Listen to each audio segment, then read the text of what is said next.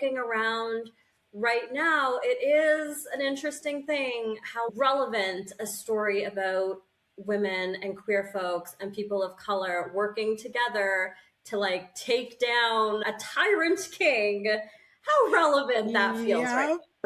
Yeah.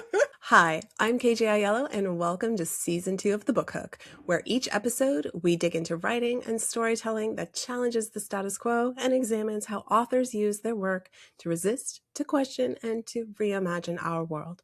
No surface level chat, just thoughtful conversations for critical readers like you. I feel the most like myself when I am writing. I've always treated it like a hobby, like something that's not very important. Everything else comes first. But in this moment of, okay, everything's gone out the window, I'm just going to give it a shot. I'm just going to try. So get your coffee, get comfy, and let's dive into today's conversation. Welcome back to the Book Hook podcast. I have somebody very, very exciting here. I'm so excited to talk to her today, Anuja Varghese. She is a fellow Canadian, yes, an award-winning writer and editor. Her debut short story collection, Chrysalis, won the Writers' Trust of Canada's Dane Ogilvy Prize for LGBTQ2S Emerging Writers and the Governor General's Literary Award for Fiction, so no big deal. Was shortlisted for the Rakuten Kobo Emerging Writers Prize and was longlisted for the Carol Shields Prize for Fiction. Again, no big deal, guys. Her work has appeared in the Malahat Review, the Fiddlehead, Plentitude magazine, as well as the Queer Little Nightmares anthology. Okay, I'm going to have to read that one. Among others, Anuja lives in Hamilton, Ontario with her partner, 2 kids, and 2 cats. And I also hear that you are a D&D player. Yeah. Hi. Thanks for having me. Yeah, of course. Welcome. I wanted to dive right in there. Apparently, I'm like, I know she's a homebrew girl. Yeah, it's true. My partner actually got me really into playing D&D for a long time. I was very like, oh, so nerdy. But then we started playing. They've been playing for a long, long time, and are a very good DM. And so we started playing, and that's when I more realized, like, oh, this is all just storytelling. This is all just really fun, collaborative storytelling, and I got super into it. I'm gonna turn back the clock a bit here. I got really excited when I found out you're a D&D player. So obviously, like, my excited neurodivergent nerd just came out there just a little bit. So first of all, congratulations on all your wins. Like, this is incredible. I've read your work. You are my storyteller. You are one of the authors. I'll be like, if she wrote it, I'll read it. Thank you. Right. And I feel like so many of your readers are going to feel this way once they get their hands on a copy of A Kiss of Crimson Ash. I finished it last week. I have a few notes for listeners. If you can hear the notes there. Those are all my notes. That's a very annotated copy there. This is what I do. I was actually talking to a friend of mine the other day about, like, one of the dreams that I have as an author. And I feel like once I ask my author friends this, they're like, oh yes, same. Is, you're riding the subway or you're sitting in a park or something and you see a random person with your book in their hand and it's a mess. It's a mess. Yeah. Right? You know that they've been there. They've been enjoying it. So I wanted, first question, take me to the day when you got the offer for the trilogy, because this is a trilogy. Correct? Yeah. So I have my excellent agent, Hannah Alwari at Cook McDermott. We had this out on submission with a bunch of different publishers. I was very fortunate for this to go to auction. And so we had a couple different offers at the table, chatted with a couple different publishers. And then it's very much like buying a house, right? Like, people submit their offers, you go through them, you make a decision. So it was more like we got a whole bunch and then we made a choice. So it was more that moment of me saying, yes, it's this one. And that was a big moment. That was because it was really, it's the dream. It's been the dream for so long, right? Like, let's not only sell this book one, but let's sell this whole thing. Let's sell this trilogy. Yeah, there's so much belief in it, and I can see why. when the editors, like, I can see why I would have gone to auction. This is like, where's my question here? Because I have so many of them. First of all, this is, you've gone from, you know, a literary writer, right? Short Mhm. story collection, winning literary awards, and now you're writing romantasy. And this, I think, I can't remember where it was, but you and I were in, I don't know, it was a Facebook page or something, and it was somebody kind of admonishing romantasy, and we're like, no, this Mhm. is, there's something here. And this is romantasy. It is set in like a medieval India inspired world. It is Yeah. queer, it is brown, it is intersectional, it is hot AF. It's all the things. Yeah. It is all the things, but all of it makes sense. It blends together. So where's my question, Anuja? My question is, how did this start for you? How did this start for me? It's a good question. I think it really started because I had Chrysalis, the short story collection, Mhm. out on submission. I didn't have an agent then, so I had just sent it out on my own. Mhm. You know, got like a few early rejections on it, and then literally got radio silence for months. Mm. And I was just like, okay, I guess nobody wants this. I'm going to put it away. And then in that Mhm. period, I was so like sad about my failed short story collection. And I was Yeah. reading a lot of, like, to cheer myself up, basically. I was reading a lot of romance and fantasy and these kind of big magical stories that felt fun for me.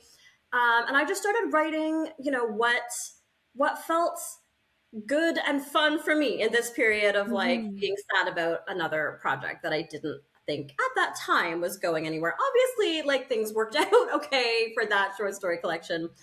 But so it was a combination of being in that moment and just trying to write like something that felt really different than Mhm. short stories. Yeah, and just trying to write this bigger, more fun, magical, sexy story that I really wanted Yeah. to read.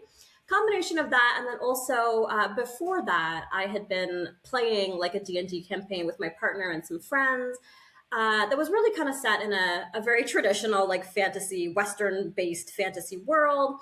And I kept trying to insert my own like brown magical character, and I'm, you know, making up these things that didn't make sense. Like she's from an Eastern land, like these very vague references. Mhm. And they're just like, that doesn't make sense. Like these things that you're trying to put in don't make sense in this world.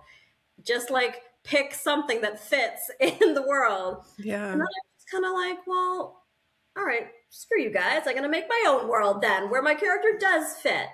And then, Yeah. yeah, so that character that I was playing in that campaign was Badia. And then Okay. yeah, and then we just kind of started build. My partner kind of built like a homebrew world around Nandapore, the main city in the book, Mhm. and it just kind of grew from there. I'm going to take just a second of your time here because I know you want to get your hands on a copy of the books featured on the Book Hook podcast. Well, good news. Thebookarchive.ca has got you covered. The Book Archive is a queer, independently owned online bookseller that ships all across Canada. They stock tons of your favorite books, and guess what? They also do special orders. Yeah, I get like 95% of my books from thebookarchive.ca. Most of them are special order. The bookarchive.ca are committed to carrying books written by authors who want to resist, to question, and to reimagine our world. So use the link below and check out the books at the bookarchive.ca. They've curated all the lists of the authors featured on the Book Hook. Like the Book Hook, the Book Archive, it's kind of like a match made in heaven. Now back to the conversation. So talk to me about these characters. I'm kind of surprised when you said you played Badia. I would have thought you would play Tara. Is that how you pronounce it? Yeah, Tara? Yeah, I yeah, would have thought you would have, because she kind of seems like the central character, even though there are four yeah, POVs, yeah, which first of all, in publishing terms, is a hard sell for people who don't know. yeah. Um, so how did these characters come to life for you? Because they're so individual, they're so different, yet they all bring something very integral to the story. Yeah, I mean, I think the world of the game was certainly a smaller, like more confined world than the world of the book. And when I Mm-hmm. started, you know, I was playing Badia, my partner was playing Roland, so we were just these two characters in like a different kind of story. And then I kind of plucked those two characters out to sort of weave them into what became A Kiss of Crimson Ash. But I don't know, the central voice is, you're right, it is Tara. She's like your newly crowned, newly married queen of this little coastal kingdom. She's just discovering her connection to a goddess. She's also just discovering her own kind of queerness, what it is that she Mm-hmm. actually wants, desires, all those kinds of things. And I knew that I wanted different kinds of love stories, romances, different kinds of those experiences and Mm-hmm. identities in the story. So that's part of why there are so many different points of view, and it was also just fun to write. So they really Yeah. do correspond to like what is your D&D adventuring party. So you have Tara, who's kind of your cleric, like connected to a goddess. You have Badia, who is your sorceress type character. Yeah. She's like a 35-year-old woman. She's been working at a pleasure house for, a good 20 years. So she's seen it Mm-hmm. all. She's done it all. She's in love with Garjan, who is a He has my prince. heart. See, I have so many people that are like, he's, Really? Oh. yeah, who are just like, who found him super annoying. So we'll see who people gravitate to. But he is kind of the prince. He's a Mm-hmm. bit of he does start as a bit of a spoiled brat prince character. He, Mm-hmm. kind of has everything. He's in love with Badia, but also has to get married to Tara for duty purposes, Mm-hmm. as royalty do. And I think the kind of traditional, like, romantasy narrative there that you see would either have been kind of the arranged marriage, but then they fall for each other, they fall in love. Mm-hmm. That's not what happens. Like, just spoiler alert, that is Yeah. not what happens here. Or, you see the sort of like threesome, or no, threesome's the wrong word. What's the word I'm looking for? Love triangle. Love triangle. I mean, we could have a threesome. You never know, guys. You're gonna have to No, read it. definitely. In this book, anything can happen. But yeah, Really. yeah. No, but in a lot of romantasy, you see those love triangles of like, Mm-hmm. and that's also not what happens here. So Yeah. so you have those three, and then you have Roland, who comes in, your northerner, your white boy, who Yeah. shows up. He's a bit of a disaster buy. Yeah. He really loves a one night stand, but isn't super into letting anyone get close to him, and Yeah. that obviously changes over the course of the book. So a lot of different kinds of love stories happening here, and that's part of why bringing in those different points of view became very Mm-hmm. fun for me. It's not only like a sex positive book because you don't hold back and it all feels just luscious, but it's also a sex work positive book. Yeah, How absolutely. talk to me about that. I mean, that just really connected to, I guess, my sort of core values. And I mean, Mm-hmm. I have friends who are sex workers, and like, Yeah, I really believe that sex work is work. And it is work. Yeah. so often, especially in fantasy novels, we see characters who are really victims in these situations, victims in a lot of different situations. Women are often the victims who require saving in some way. But I really wanted to show, someone who is choosing this life and is choosing a way to like make that money for herself and support herself in the world. Like, she even, the owner of the sort of pleasure house says at one point, Mm-hmm. like, yeah, great that you have this magic, but like the way to survive in this world is to have a way to make your own money. Yeah.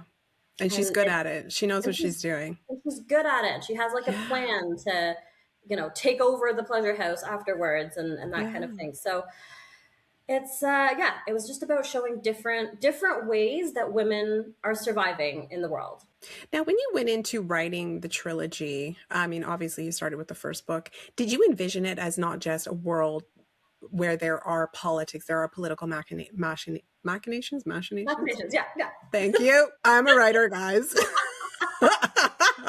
um, woo. But it's also on a more meta level. It is a very political book. It's a political story. Was that intentional, or did this just sort of baked into it? How did you go about doing that? What do you, yeah, there's my Yeah, question. I think I did. I wanted both sides of that, right? So when I was Yeah. looking for like the kind of fantasy books that I gravitate towards, I love this kind of big epic feel to it. Like, I want it to Hmm. have that, Game of Thrones, The Witcher, there's a big world. There is a lot of Yeah. political scheming going on. You want to know like who's in power, who wants to be in power, who's clashing, which powers are Yeah. clashing. So there's a lot. I wanted that. I find that really Mhm. interesting to dive into. But I wanted it to be really balanced with very hot romance, and that's Yeah. just fine. That I wasn't really finding something that was like scratching that itch Yeah. for me. So then I was just like, I will write it for myself, mostly for myself. Yeah. Yeah. I mean, I feel like writing, what I've learned in this industry is you cannot write to everybody. You cannot boil the ocean, as they talk about it in marketing terms. It feels so gross to say that, but it's true. Yeah. You write to that one person, which oftentimes is ourself. And I do think that there is a huge, like, romantasy is great because romantasy is in itself is very political because it's women or queer, trans, non-binary writing stories that center their pleasure written for those people. Yes. This one fills so many gaps in romantasy that are so desperately needed. No, thank I you. don't, yeah, I don't have a question there. I wanted to I don't know if it sort of has dawned on you or set in with you the importance of this story and why it is needed now. Yeah, Gesturing broadly. just looking at the world. It's a Everything. weird thing. Like I started writing this so long ago, but like looking around right now, it is an interesting thing how like relevant a story about women and queer folks and people of color working together to like take down a tyrant king. How relevant that feels right Yeah. now. That lands. Yeah. And you started, I think, writing this during the pandemic, like the first or maybe the second lockdown. But Chrysalis came before that. I'm wondering if your approach to storytelling changed in that time and maybe it was influenced during that, collective trauma called the pandemic. Yeah, putting together Chrysalis as a short story collection. I mean, those are short stories written over a bunch of years. Yeah. But yeah, it was also. I mean, I love short stories, but it was also just that short stories were what felt practical and possible for me as someone with a job and kids and a lot of other stuff going on. I Hmm. didn't feel at that time like I could tackle a novel, but I could Hmm. certainly finish a 3,000 or 5,000 word short story and like send it out to a magazine or a contest or whatever. But during the pandemic, we all had a lot more time. So there was just more time to like fill, and it aside from being sad about my short story collection in a drawer, I also just had more time to like dive really deeply into this story and sort of try to Yeah. write a novel, because that's a Yeah. hard thing to do, and I didn't actually know if I could do it. Clearly you can. I I think don't know. we've I proven remember that. I got to like 25,000 words or something, and I was like, well, this feels done. This Oh, like no. as a short story writer, you're like, this feels long. Like this is probably close to done. I'm like, oh shoot, no, this is not even close to done. And then once I kind of made that like switch in my head Hmm. of no, we're right at the beginning. There's so much Yeah. room still to play and expand. That was, I mean, it was a little terrifying, but it was also super freeing because I really like let myself explore those characters and like build those Mm. stories and get really as complex as I wanted it to be. A lot of writers I find who have not written novels before, or even like, writers who've written novels but are switching genres, like particularly high fantasy is a tough thing to write because it is so big. And what you're just describing there as being freeing for a lot of people, it's intimidating, it's overwhelming. And Oh, it was, let me be clear, it was those things let me be for clear. me. It was absolutely those things for me too. Yes, yes. Was there any point where you're like, I don't think I can do this? Yeah. Of course. Okay.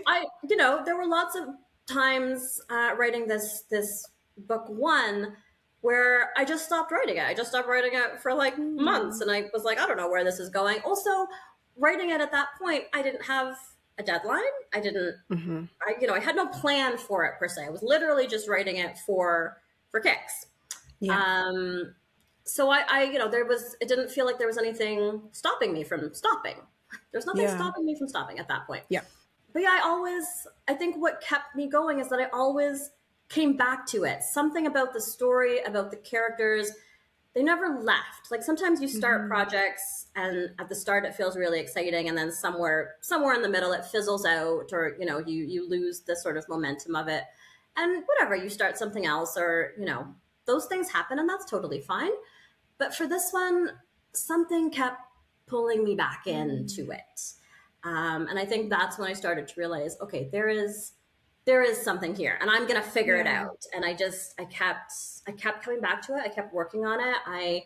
I got to workshop it in a couple of places, which was super helpful. I got to workshop it at Banff in the Emerging Writers Intensive program. Yeah. And I took an SFF masterclass through U of T School of Continuing Studies. Right.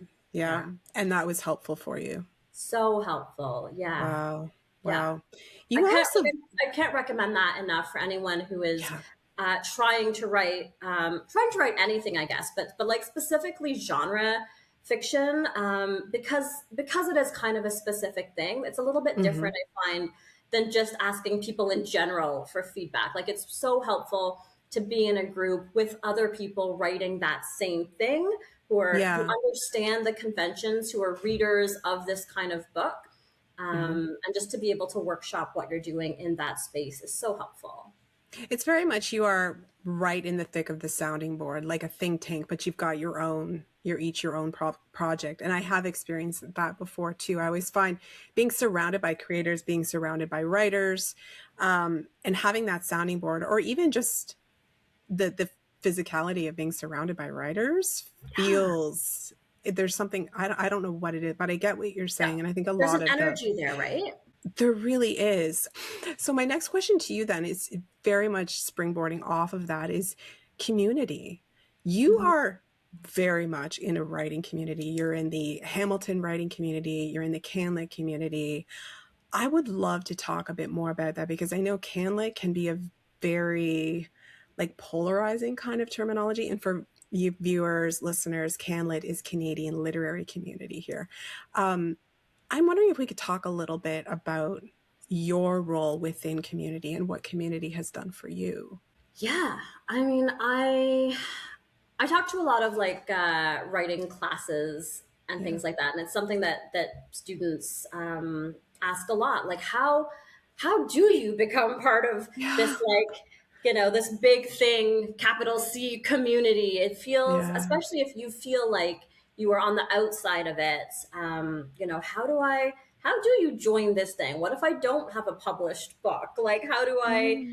So I get that feeling that, and I've heard this complaint, this observation, complaint, what have you, several times, that it can feel cliquey, it can feel insular. So if you're not on the inside, you're kind of excluded from some of the conversations and things that are happening. And I get that. I think that's true in most different types of communities. But I will say, I think there's always a way in. And part of it is being willing to take kind of a risk, I think. So just showing up, just going to events where maybe you don't know anybody. Going to events that aren't specifically for you. I know a lot of people who promote like their own events for sure, or like go to their friends' events maybe, but maybe, and it's hard. Obviously, not everybody can go to everything. I'm not suggesting that, but don't necessarily go to things outside of their immediate circles in that way. And like, the way to expand your circles is to go to those things, meet more people. That's what I would say. Like, I totally get it. It feels very uncomfortable sometimes to show up in spaces where you're like, I don't belong here. I don't know what I'm doing here. I don't know anybody here. I get that. But the more you show up, the more, whether it's like in online spaces, whether it's in physical spaces, whether it's at book launches, whether it's at reading series, whether it's at festival events, workshops, all these different kinds of literary events that are happening all Mm-hmm. over the country all the time. The more you show up, the more you meet people, the more people know your name and your face, the more you are part of the community, the more people will think of you when they are Mm-hmm. organizing events, when they need, moderators for things, if you're interested in that, when they're Mm-hmm. looking for someone to review a work or be on a panel or sit on a jury. All those Yeah. kinds of like ways that you can be part of a literary community, they're there, and it's just, I Mm-hmm. think it's about sort of putting yourself in a position to be part of the community. I think also just like do the outreach, you know what I mean? Like, it's, if you like someone's work, if you saw them on a panel, if you met them, at a festival, find them, like, it's okay, find Yeah. them on social and just be like, hey, I met you here, it was so great, like, I hope to see you again at whatever, the next thing is. Those kind of like small touch points will help people to remember you next time. Authors really want to hear. Like, we get, in my experience, like, it's the negative reviews stick in our head. We could have so many good reviews, but the negative reviews stick in our head. But when we have direct interaction with a reader who we've impacted, I don't know about you, Anuja, but that is just like, that's chocolate for me. Yeah, it's It the feels so best. good. Yeah. It's So if you amazing. love, I mean, if you guys love A Kiss of Crimson Ash or Chrysalis or both, not if, when you will love it, please let Anuja know. Okay. Yes, We'll be and dropping her link down here, her Instagram, all that stuff. So please let her know. Um, when you were talking there about community, it's also, there's a meaningfulness in writing community. And it's not just about who you can meet, but it is about giving back too. So, and I do know you are part of a very important festival in Canada, Gritlit. Can we talk a little bit about that? I would love to talk about that. Yeah, Gritlit is Hamilton's literary festival. So just happened. It always happens mid-April every year. And it's, over 4 days in April. We bring in some of Canada's very best authors for a whole bunch of different things, panel discussions and workshops and special events. It all happens right in downtown Hamilton. And yeah, I really encourage people to check out gritlit.ca or find us on social media. We do, the big festival happens in April every year, and then we also Mm-hmm. just do author events throughout the year as well. So it's a really, like, as all literary festivals are, but I just stepped into the board chair role for Gritlit this year, so I'm new to it. Not new to the board, but new to being the board chair, and I really do think it's one of Canada's best literary festivals. It is. um, it's the programming is so excellent. I think it's challenging. I think it's Mm-hmm. really like interesting. I think we're bringing different authors together in really cool ways. And we have like Mm-hmm. festival field trips, so we're taking people out into the city to connect books with like physical places and experiences. Yeah, and I just think Yeah. all literary festivals are such important spaces for community, for that sense Yeah. of like literary community building. So it's a chance for people to not only meet with authors and like ask Mm-hmm. questions, get books signed, interact in that kind of personal way that people often like to do with authors, but also just to meet other readers, other book lovers, and like get a chance Mm-hmm. to chat about the books that we really love, or like get a chance Yeah. to, hear a panel talk about a particular topic, and then you get to like talk to other people in the audience who are also super interested in that one thing. We So call that nerding out, by the way. yeah, yeah, it's kind of, it's a really nice opportunity, I think. And this may not be true for everybody, but I think a lot of us have our kind of day-to-day lives, whatever our jobs might be, and maybe those people, like your coworkers, your family, whatever, your regular friends, Mhm. may not share your passion for, romantasy or whatever it is, right? Like crime fiction, people who love like mysteries, these kind of Mhm. things. So when you go to these festivals and you find like-minded community, it's so special. I was a part of it last year. I was so excited to get the invite, and I got to lead a workshop Actually, I think I led two workshops. I can't remember. What an engaged bunch. And I mean, and this is for people who are thinking like, maybe I want to like get ticket. Like I'm selling it for you now, Anuja, just so you know, like I should be like paid partnership here. Okay. Um, but I do think it's so worthwhile for, you know, authors, for aspiring authors, writers, readers, or people who just want to be engaged in a local community. The workshops are wonderful. They Just really are. packed house. Everybody was engaged. People were talking to each other. They were talking to me. They wanted to be there. And it was just, it was such a rich, it was a rich experience. And meeting the people was, I think a lot of people were really excited and got a lot out of the workshop. So I think that's another, yeah, add that Gritlit. I know the Festival of Literary Diversity, the Fold, does Yeah. this as well. These workshops just, yeah, do it. Honestly, if, you know, readers, listeners, viewers, like do the workshops. They're just phenomenal. And it's Yeah. usually a variety of things. So even if you have no experience writing and you just want to give something a try, like there will Yeah. be something for you Yeah. at the festival. But like I had such a nice experience recently that I had done a while ago. I had done a workshop on getting the grant, like how do you get money for your Yeah. writing, How basically. do you How get do you paid to do apply this? get money to do this? Yeah.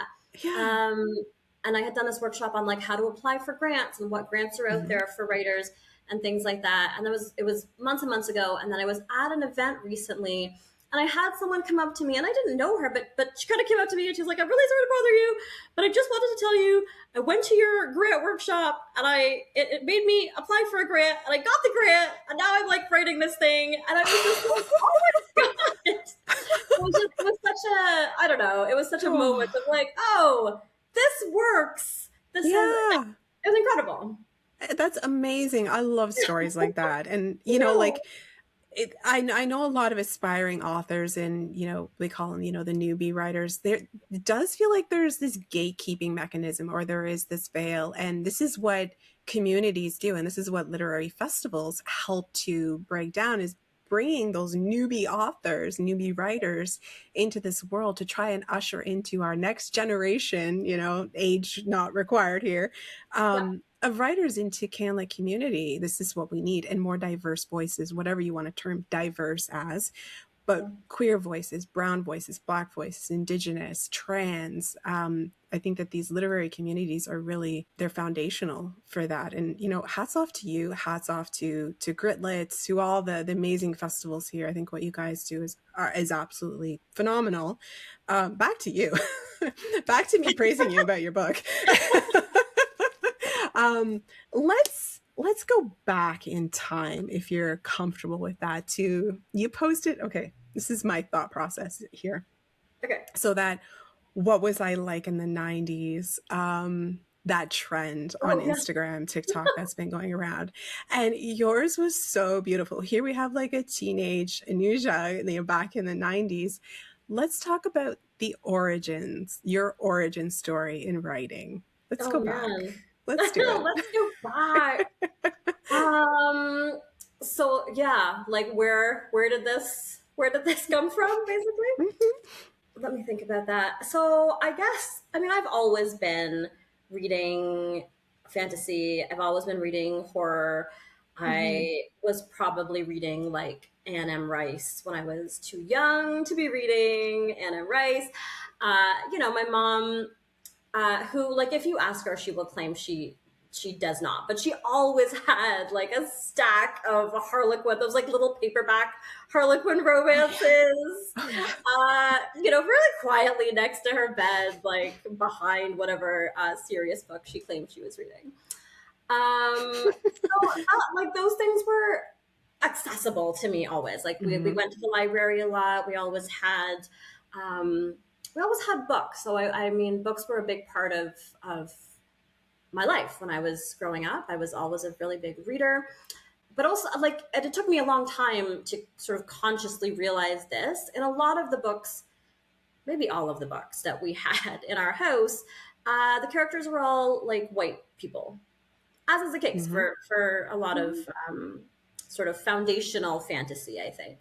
obviously changing now. Genres getting much more diverse across genres, which is great. But sort of the books and the characters that were foundational for me were really all white people. Very few people that looked like me, and it took me a long time to like realize that, because when I started writing things, I just by default I just started writing straight white characters because it's what I saw. It's What what you I knew, saw. It was yeah. what I was used to. It was what was out there. It was what I saw other people writing about. So I just did it too.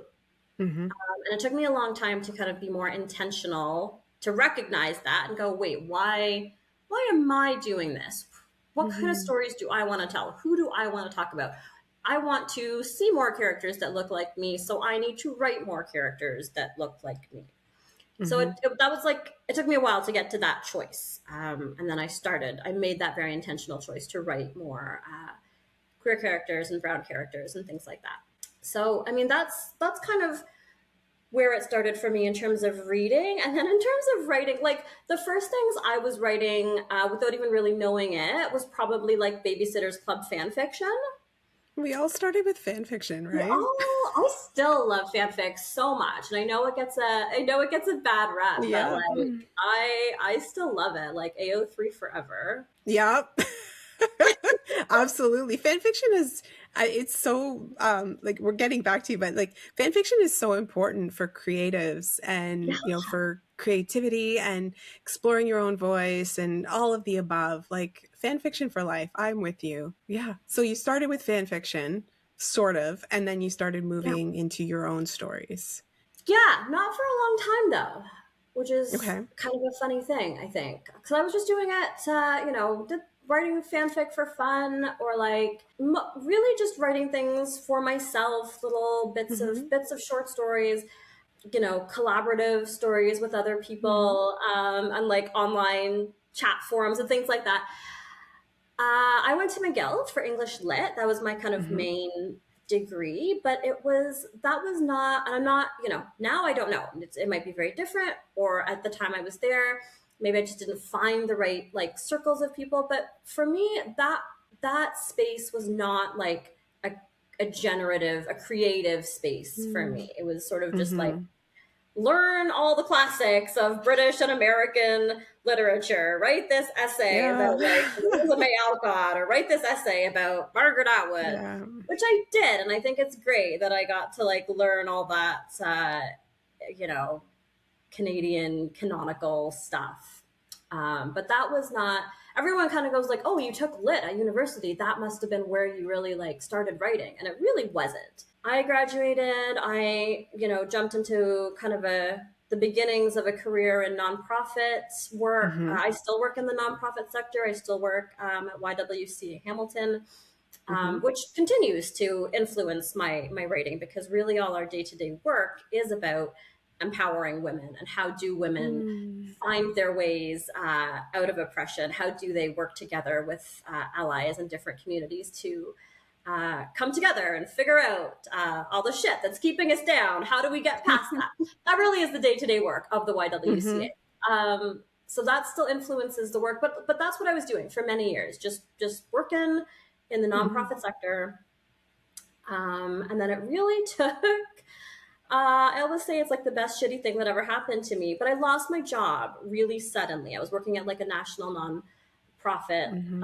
like health charity, and had a very good job in sort of middle management and like benefits. I got kids, I got a mortgage. I was like, Yeah. this is it. This is the responsible thing to do.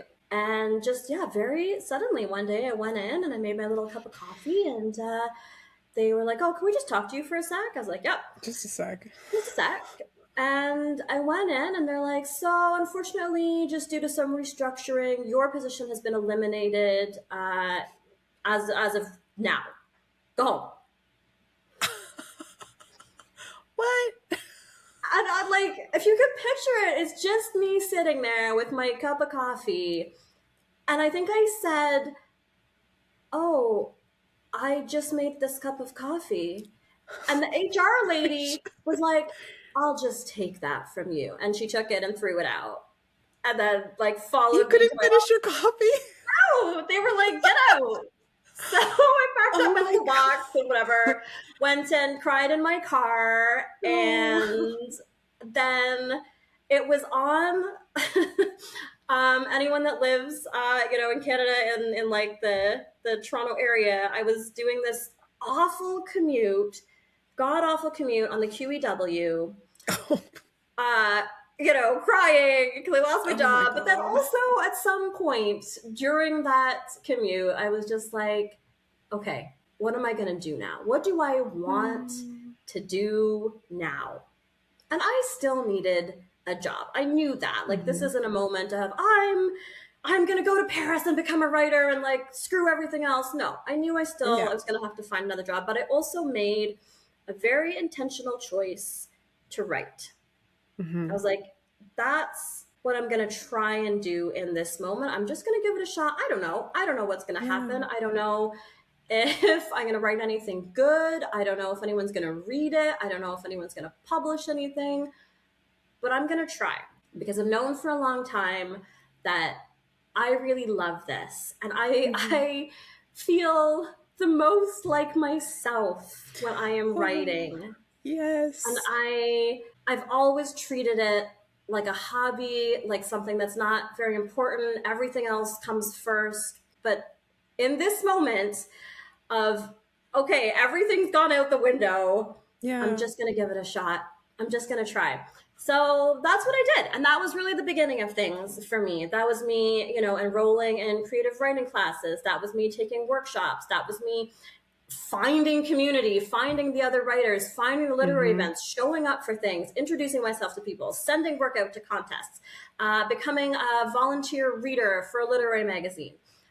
So now, and I am now the fiction editor at that literary magazine. That's the Ex Puritan. This is how it happens. That's how it happens. But it Yep. was it was making a decision and just really like committing to it. Yeah. And yeah, that was all Saying, just this like is your job. This is my job now. I'm going to treat it like a job. I'm I'm going to take it gonna seriously. yes, I'm gonna take it seriously. Yes, I found another job. Absolutely. I got the job at the Yeah. YWCA. I'm so glad that happened. But I always had that decision in my head that this is something I'm going to put real energy into. I'm going to Yeah. put real effort and energy and care into. I'm going to treat it like it's serious. I'm going to delusionally tell myself that I'm good at this and I can do it. And somebody wants to read this shit that I'm writing. And you just tell Fuck yourself yeah. that.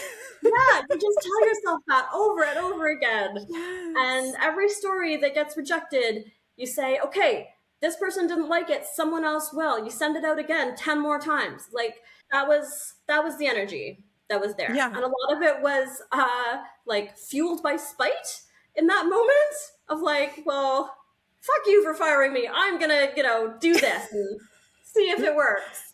And fortunately, I know that feeling. I understand. I feel like we had similar trajectories here. yeah, It's like spite writing, rage writing, screw you yes, writing. yes. I am good enough, even if everybody else does not believe it. You have to keep, and this is the thing about, working in this industry or entering, trying to break into the industry is you got to just keep going and you have to be your number one cheerleader. You have to be. Even if you don't believe it, the delusional part you got right. Like Absolutely. 100% delusion, just keep going. Fake it till you make it and then just keep faking it. Like I don't know about you, but I still feel like I'm faking it. Do you? Yeah. Yeah, imposter syndrome.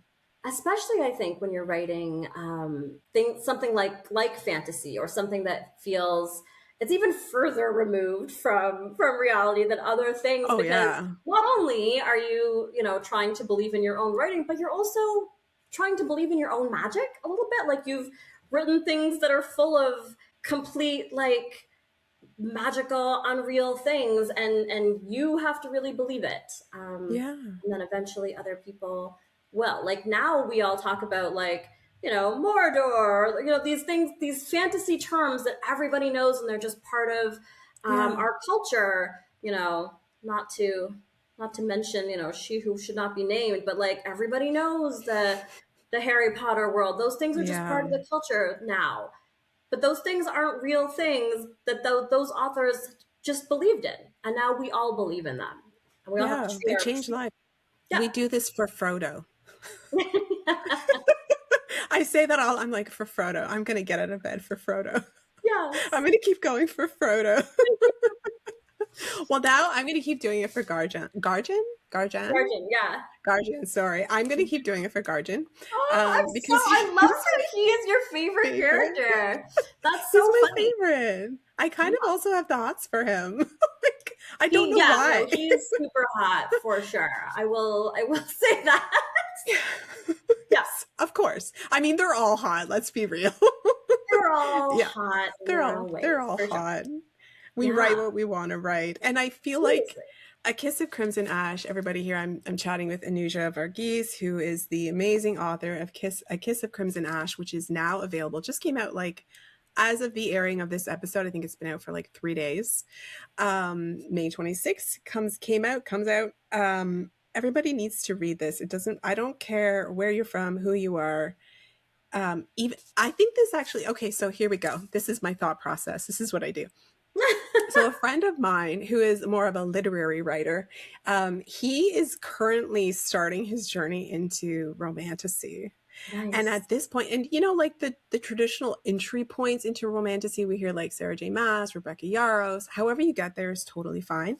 I am putting this up as a candidate for entry romantasy reading. That's what I'm doing with this one, because I feel like there's so much more that people, not so much more because I don't want to admonish any other writer, but I feel Mhm. like there is so much in here, I think, that people will relate to, gravitate towards. And I think that more people than just the traditional romantasy, what we think of the romantasy reader as, we have the straight white woman. We can bring in, like, let's bring in queer folks, let's bring in trans folks, let's bring in brown, black, indigenous. Yeah, I think, and I can imagine, here's where I'm going off on a tangent here. I can imagine a young queer brown girl reading this and going, oh shit, that's me. That's me. Right. And that just feels so important. Yeah, awkward silence there, but I just had a moment.